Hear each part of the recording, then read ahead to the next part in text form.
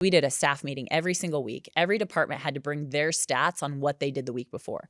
How many people called in? How many did you speak to? How many did you schedule? How many were qualified? How many were future qualified? How many are on my calendar?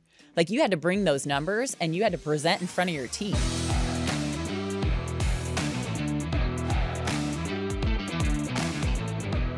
Welcome into Impactful Conversations, Stories and Lessons for Financial Advisors. I'm your host, Dave Edgecombe. Beth with me to finish out our three-part series of how do you work less and produce more. Boy, that sounds really, really nice. We've laid out in the first two episodes.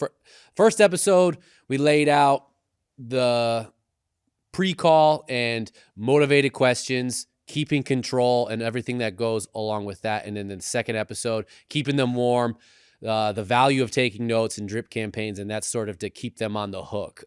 I would recommend those being sort of a prerequisite for this one, making, for the average person getting the most out of this particular episode, because we're going to kind of pick up the baton and continue on with the process of you've got them at the 5-yard line.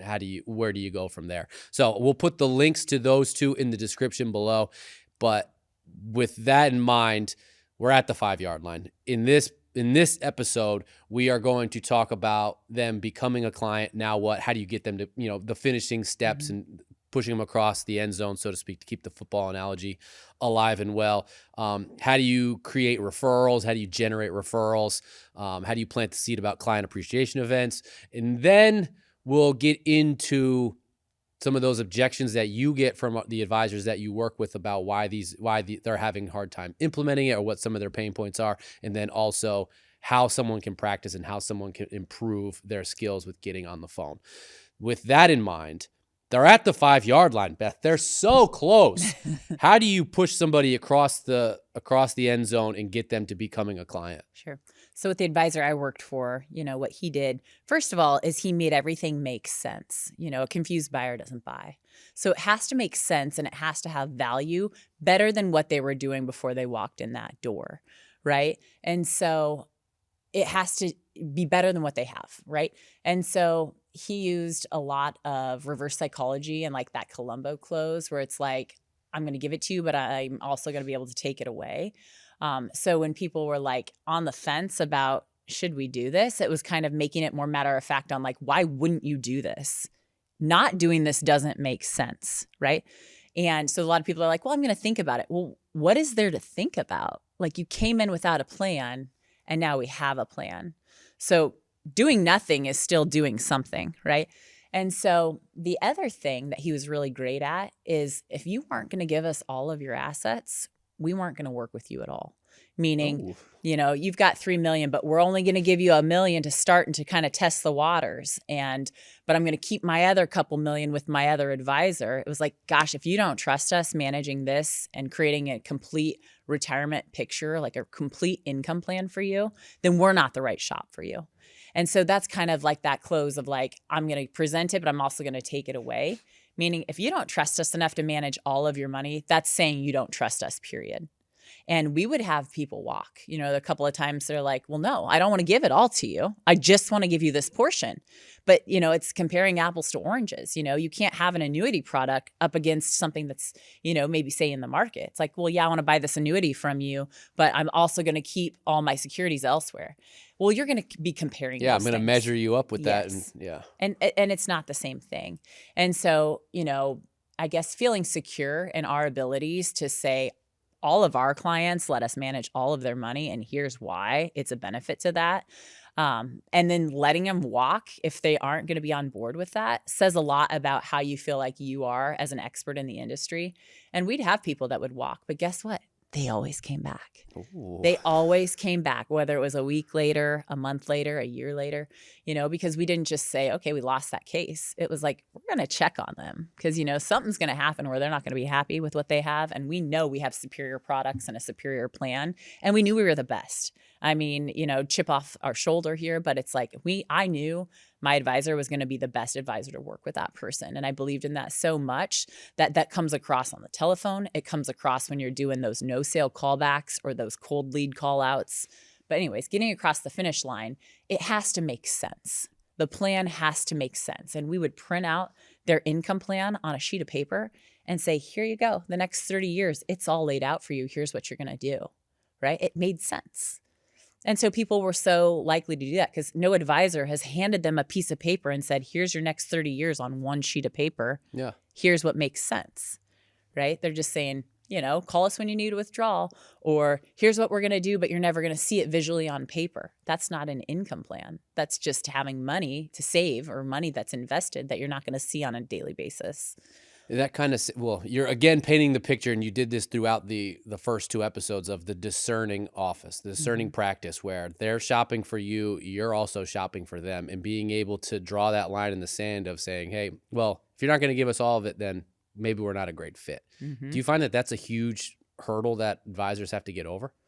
I think so. A lot of people, they're just happy to take anything they can get. Same thing when it goes back to not having a minimum. It's like, oh, they have 50,000, bring them in, where it's like, that's nothing, right? You're going to incur small account charges just to open accounts for some of these people and still spend 6 hours converting that lead into a client. So the same amount of work and the same amount of time and effort goes into a $50,000 case and a $500,000 case, right? So yeah. And then that's the other thing is we had a pretty short appointment process since we did so much work on the front end. We were able to close people in a second meeting. Sometimes they wanted to close in a first meeting. And and there's a lot of buyer's remorse when people do that. Yeah. So if they did want to close in that first meeting, but we had somebody that was needing that conference room for a next meeting, we would say, I know you're ready to knock this thing out today, but you're going to come up with some questions. So let's meet, at the same time next week, and we'll knock it out then. So basically, we're telling them you're ready to write, but I'm not going to let you do that yet. No advisor's doing that. No advisor's going to turn away business when they're ready to write, especially on these giant cases. But experience proves that person's going to have buyer's remorse from moving too quickly, or they're going to come back at their next meeting and be like, hold on. I'm not sure. I think we moved too fast. Is that something that you guys learned from experience as well? About you got, you had those opportunities where someone was ready to close in the first. Yep. There'd be some people. I mean, sometimes referrals, there would be those off chances where we would write business on a first if it was a referral from a client and they maybe were just coming in to do one thing. But when it came to actually setting up an income plan, it's like you haven't even seen the software on like where your money's going to be coming from for the first 10 years. So yes, you want to bring over your $1 million, but we haven't decided how we're going to allocate that money. So instead of just moving it all over and setting up the next appointment to determine where it's going to go, I mean, you could do that. But again, you're still having to prove yourself to that person versus telling them like, hey, we're going to get this thing taken care of for you. You've been saving for 30 years. So we can't just make decisions after an hour and a half long meeting on where we're going to put this money you've saved for 30 years long.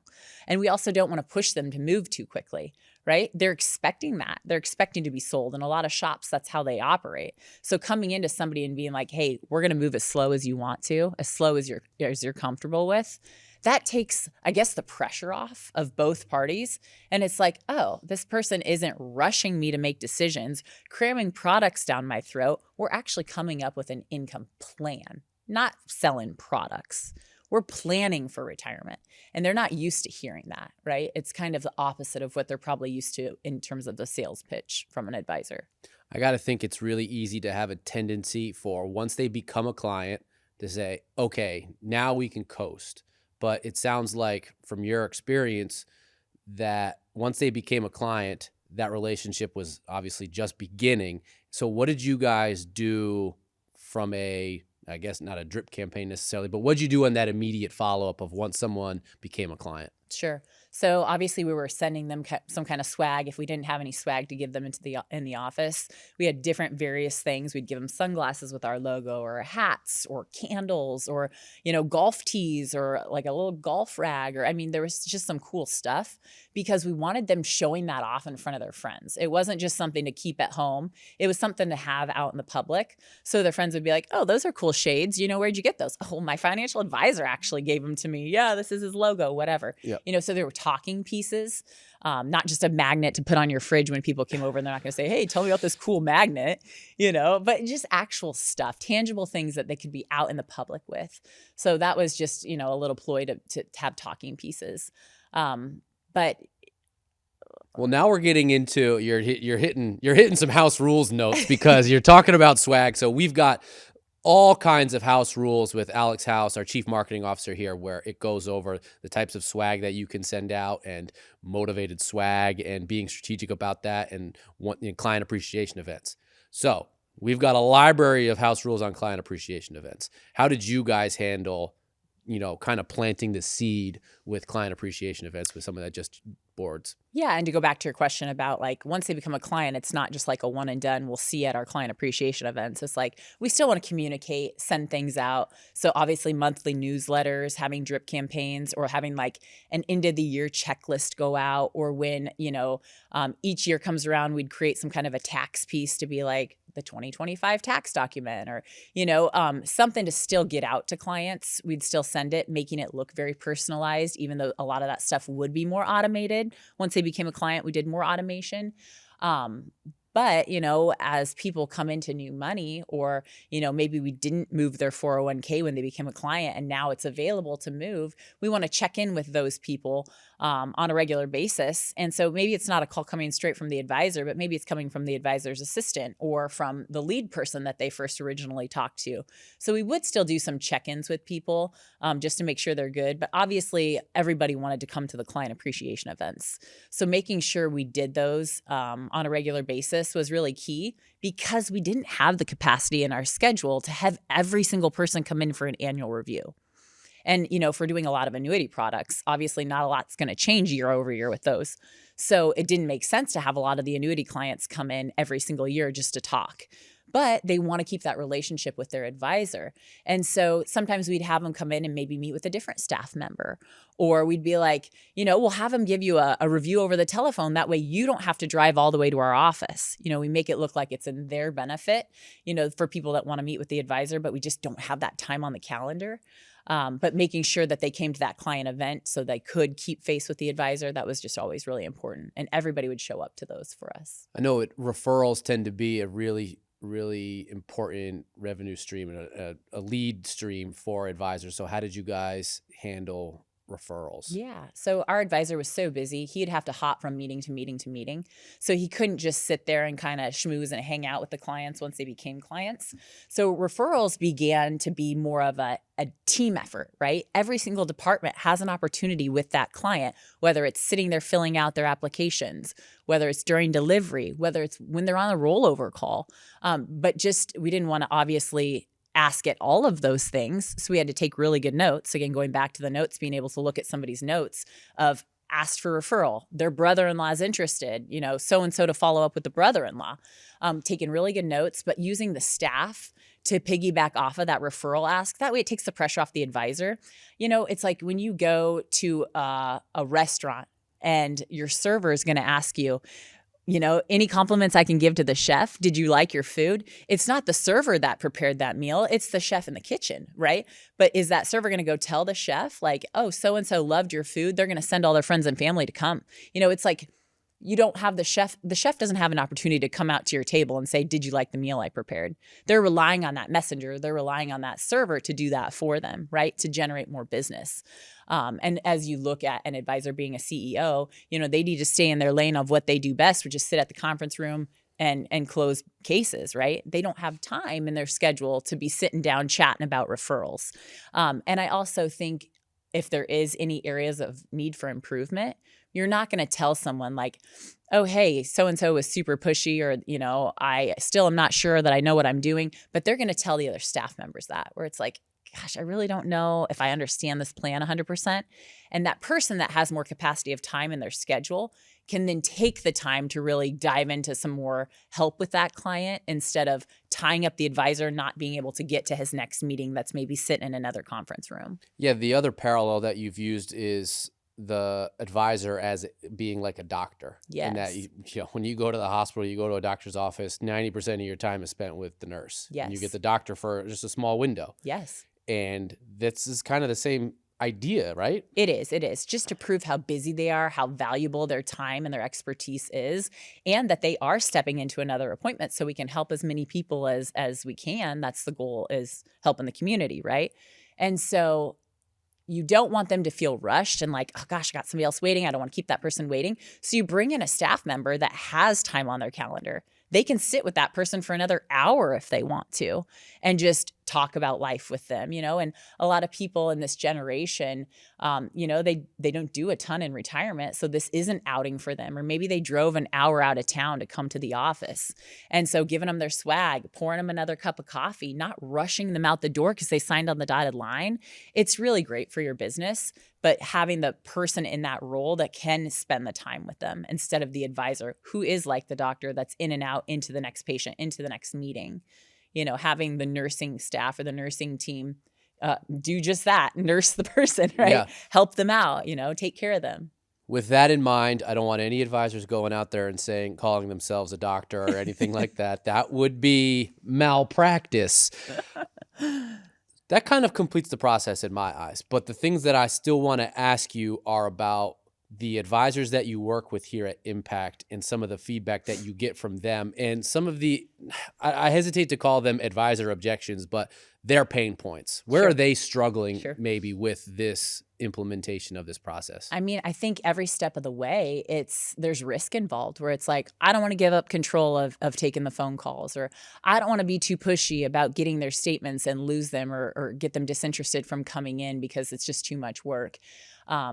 So a lot of people will launch this, and when it flops and it doesn't just happen immediately to work out for them, they give up on it, and everybody always reverts to what's comfortable.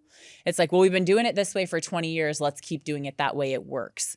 But, there is innovation, and all of these things are to make it better and to make it easier for the advisor. So yes, it might take a little bit of work to train somebody up to take those calls, but then that's off your plate for good, right? And yes, it might be, you might feel like it's intrusive to ask them to fill out a worksheet or to send them their statements, but really it's a benefit for all. So it's really how you view it. And you're right, you might not be good at it right away, but the more you do it and the more you ask and the more it becomes a rule and the more it becomes a habit, it's just a no-brainer. It's just part of the process. And you're used to having those objections and you're welcoming them instead of being combative with them, where it's like, I don't feel comfortable sending my stuff. I totally understand. You don't know us, but we're fiduciaries. We take that standard very seriously. For one, we want to make sure everybody's name that's on the accounts, they're all present at the meetings. So that's the reason, we're asking if your wife is going to be attending. Because if some of these are her accounts, we can't talk to you about them without her present. But giving them the reasons why and prefacing why we need that stuff and why we do these things, I think helps. But I think advisors just are always just going to revert back to what's worked and what's easy and what's comfortable instead of pushing the envelope a little to get to that next level where it's like, again, minimums. It's like, well, we still let people come in that don't have 200,000. Why? You set a minimum, you got to stick to it. And if you stick to it, the bigger cases are going to come. And then 1 month you're going to walk into your calendar and it's all $1 million cases instead of these little tiny cases, right?